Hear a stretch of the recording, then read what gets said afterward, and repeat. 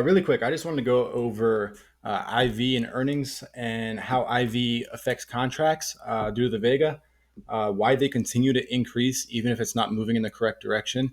And a good example of this is DoorDash. The other day, I was just looking at the contracts, right? You could see here the last trade of the day was 585. Yeah, the last trade of the day, the high was 585, right? But if you come over here right before earnings, when that contract, that was after the day ended, so that was the final price of the day was 585. You could see the low of the day, and those were puts. The low of the day was actually 32 cents lower, um, 32 cents lower than the close.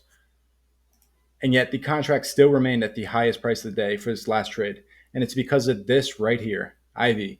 Yeah. So for every percentage this increases, this contract gains $3 or 0.036. Same thing when it comes down, right?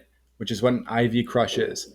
So in the next day, if this were to come down to 50, right, you'd lose 122% on it, right? So 122 times three, so what, 366?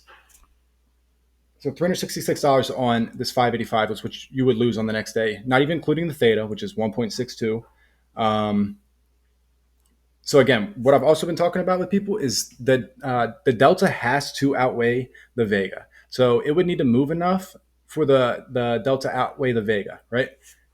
Which it did for DoorDash. Luckily, it went down like what? Let's see. It opened at 117.34 and then quickly came down to about a low of 109.53. So yeah, I mean that's pretty much more than worth it. Um, the delta should have covered that tenfold. But yeah, anyway, that's how it works. Thought I'd just give a little update on that since I've been seeing a lot of people asking about it. So yeah, trade safe, stay safe.